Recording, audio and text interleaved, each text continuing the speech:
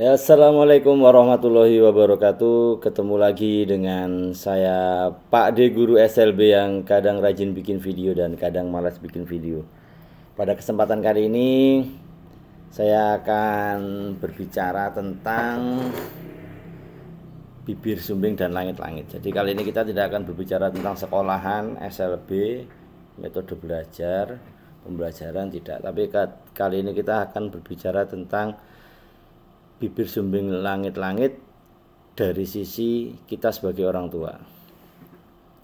Jadi beberapa minggu yang lalu sahabat dari istri saya kebetulan dikaruniai seorang anak dan mengalami bibir sumbing.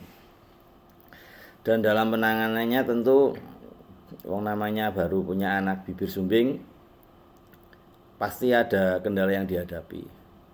Dan dalam beberapa hal saya dan istri melihat pembagian tugas antara ibu dan bapak sangat bagus. Bapak bertugas sebagai pencari informan karena bapaknya adalah teknisi salah satunya. Kemudian ibunya mengurus di rumah. Seperti itu. Nah, walaupun sudah terbentuk seperti itu, ternyata dalam menangani anak ini ada kendala. Salah satunya adalah biaya. Nah, ini yang perlu diketahui. Jadi bibir sumbing dan langit-langit ini bagi yang kebetulan sedang diuji mengalami hal tersebut, jangan khawatir. Karena apa? Karena ada saudara-saudara kita itu yang mereka terjun membantu fokus di bibir sumbing dan langit-langit ini. Jadi ada itu yayasan-yayasan yang menyelenggarakan operasi bibir sumbing gratis. Nah, pertanyaannya, bagaimana caranya kita mendapatkan informasi tersebut? Nah, tentunya kita harus aktif. Sekarang zamannya digitalisasi. Dulu kalau kita mau mendigitalisasi kita harus menggunakan laptop dan sebagainya, sekarang tidak. Sekarang dari genggaman HP kita sudah bisa. Dan tentunya kita harus aktif ya. Nyari grup di Facebook bisa, di Google bisa, mesti ada seperti itu. Dan terkadang operasi gratis itu juga bisa didapatkan seperti ini. Contoh nih, kebetulan dulu anak saya itu operasi yang kedua itu yang melaksanakan adalah komunitas, kalau tidak salah itu dari mahasiswa Fakultas Kehutanan. Jadi saya ucapkan terima kasih sekali. Saya mewakili keluarga mengucapkan terima kasih kepada Fakultas Kehutanan UGM. Jadi mereka membiayai kegiatan operasi gratis yang kebetulan dulu dilaksanakan di Gunung Kidul seperti itu. Nah, lalu dari mana saya mendapatkan hal tersebut dulu? Nah, ini. Jadi pertama kali saya dikaruniai anak bibir sumbing dan langit-langit ini, tentunya saya dan istri itu kaget, sedih. Walaupun saya sendiri bibir sumbing ya sedih. Terus ditambah lagi yang ada di benak kami itu nanti mengoperasinya bagaimana seperti itu. Kita kan khawatir, namanya dulu saya posisinya guru di sekolah swasta dan kebetulan itu jadi hanya membantulah, belum penuh menjadi guru di sekolah tersebut karena belum lulus juga. Jadi kebetulan waktu masih kuliah kita udah menikah, di akhir-akhir semester itu saya nyambi jadi guru, tentu gajinya tidak seberapa ya. Nah, dalam posisi tersebut tentu kita bingung, aduh ini bagaimana. Akhirnya keputusan yang diambil oleh saya dan istri itu yang pertama adalah ketika anak kita lahir sumbing langit-langit itu yang kita lakukan adalah membeli modem saat itu. Nah, kebetulan laptop ada karena kami mahasiswa, istri punya laptop kalau saya tidak. Kebetulan istri ada laptop tapi tidak ada akses internetnya. Akhirnya kita gajian yang didapat itu dari gaji sekolah dan les itu kita belikan modem. Nah, kenapa kita membelikan modem? Karena anak ini butuh penanganan. Jadi anak saya itu dulu butuh penanganan. Jadi kita harus cari informasi lebih, walaupun saya dulu sumbing langit-langit, tapi kan dulu waktu kecil tahun 90-an, 89. Tentunya penanganannya kan sudah berbeda dan berubah seperti itu. Nah, akhirnya saya membeli modem atas permintaan istri. Kita berdua sepakat beli modem. Uang kita habiskan beli modem. Kita beli modem, terus istri sebagai pencari informasi. Kemudian istri aktif dan saya aktif bekerja seperti itu. Jadi mau nggak mau ya kita harus bekerja habis-habisan. Terus tidak berselang sekian lama saya pun keluar dari YRT tempat saya ngajar, sekolah yang tempat saya ngajar, karena kebetulan bertepatan dengan bapak saya yang juga sakit, butuh orang yang menunggu. Saya lepas ngajar, akhirnya saya hanya mengambil dulu itu les-lesan, terakhir tinggal satu tetap masih mengelesi. Jadi sore, terus karena kami udah punya modem itu, akhirnya kami beralih, udah les juga dilepaskan, kita lepas dari dunia mengajar sambil menunggu operasi dulu, kami jualan online. Jadi seperti itu prosesnya. Nah, informasi yang didapat istri saya dari internet itu tidak serta-merta kita harus langsung percaya, tidak. Jadi kami ketika ada informasi ya kita cross check, kita datangi, benar tidak, oh benar, ternyata benar, udah kita operasi. Jadi operasi yang pertama itu kami mendapat info itu lokasi operasinya itu di Kabupaten Pekalongan, Kota Pekalongan, bukan kabupaten, Kota Pekalongan. Jadi berbatasan dengan Kabupaten Batang. Kalau dari Sragen ya lumayan.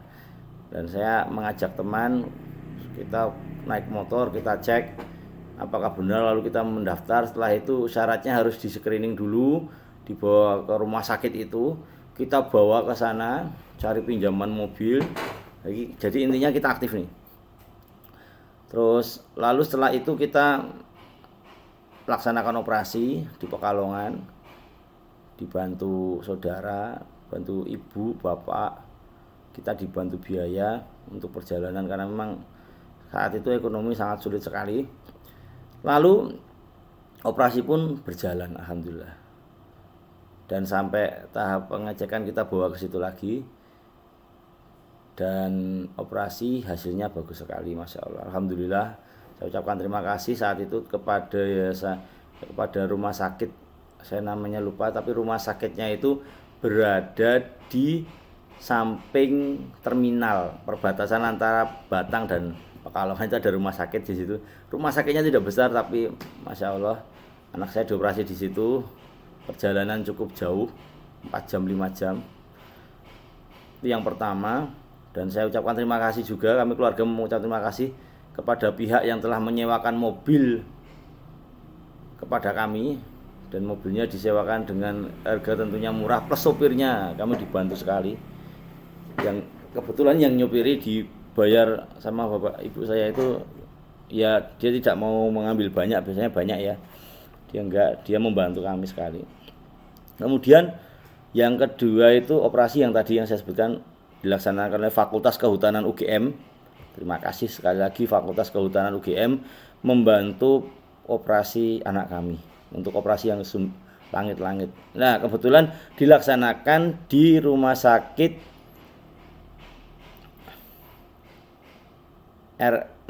PKU Wonosari, nah Gunung Kidul. Dan itu jauh juga dari rumah kami.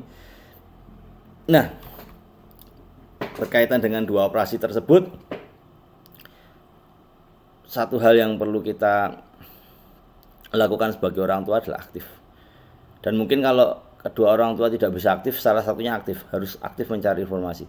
Karena satunya mungkin kan harus bekerja dan mengurus rumah, dan memang itu harus berbagi tugas. Jadi merawat anak sumbing langit-langit itu ya jangan kita terus udahlah sepada, ya nggak bisa. Kita harus melihat dulu, oh ini ternyata nggak bisa minum, harusnya bagaimana. Kita harus aktif, kita cari. Sekarang di Google banyak, di Facebook itu banyak sekali, di sosmed. Jadi Bapak Ibu bisa mengetik smell trend seperti itu, bibir sumbing langit-langit gitu aja nanti banyak. cari aja, ketik aja operasi gratis di pencarian, operasi gratis bibir sumbing, nanti kan ada grup-grup itu, ditanyakan di situ, nanti akan ada relawan-relawan di tiap daerah.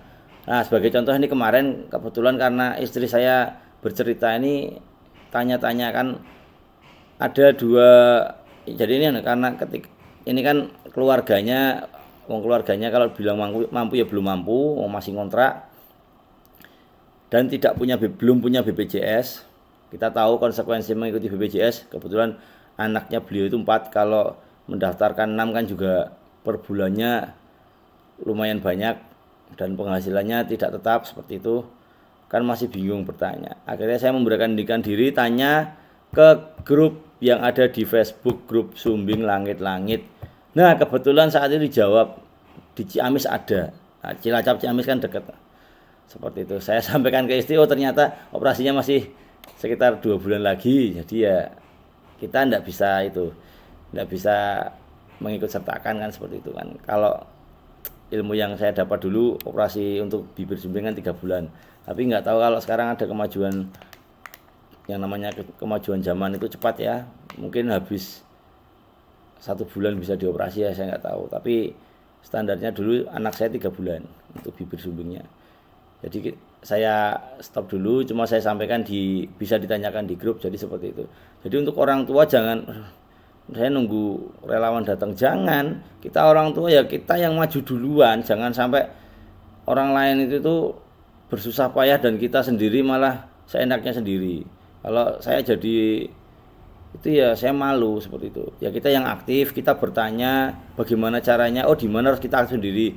Jadi orang relawan itu hanya sebatas ini loh jalannya seperti ini, kita yang aktif habis itu seperti itu. Lalu kalau ya ini kebetulan terjadi pada saudara saya, ada sama kasusnya biaya, dan kebetulan operasinya itu dulu ditawarkan di Jakarta, itu malah dari pihak ada itu PO Bus Haryanto itu membantu, jadi transportasinya gratis, dikasih kaos mah seperti itu. Jadi tidak hanya sebatas operasi gratis, ternyata juga ada yang beberapa itu membantu sampai total sampai biaya transportasinya, karena memang terkadang kalau berpindah kabupaten kan juga cukup berat. Kalau kita bawa anaknya pakai motor kan kasihan, tentunya kan kita harus memakai kendaraan roda 4, kalau enggak roda 6 ya, naik bis atau aneh ya, seperti itu. Ternyata ada yang membantu sampai ke pembiayaan transportasi itu dibantu, Masya Allah. Tapi intinya apa? Kita yang harus aktif seperti itu.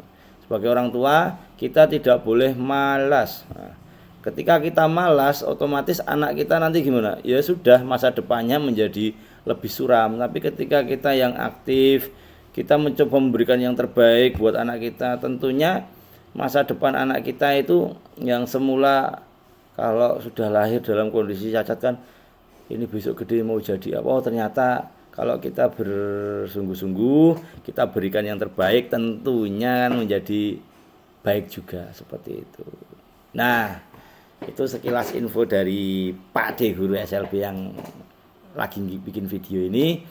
Semoga bermanfaat untuk Bapak Ibu semua yang memiliki anak sumbing dan langit-langit. Jangan menyerah, jangan patah arang. Anak sumbing langit-langit itu juga bisa berkarya Bapak Ibu. Contohnya yang di depan ini sumbing langit-langit, bisa jadi guru, bisa bikin konten YouTube walaupun belum monet-monet, enggak apa-apa. Tapi bisa membantu Bapak Ibu semua adalah kebahagiaan tersendiri buat saya pribadi. Semoga info yang saya sampaikan bermanfaat. Intinya Bapak Ibu harus aktif seperti itu.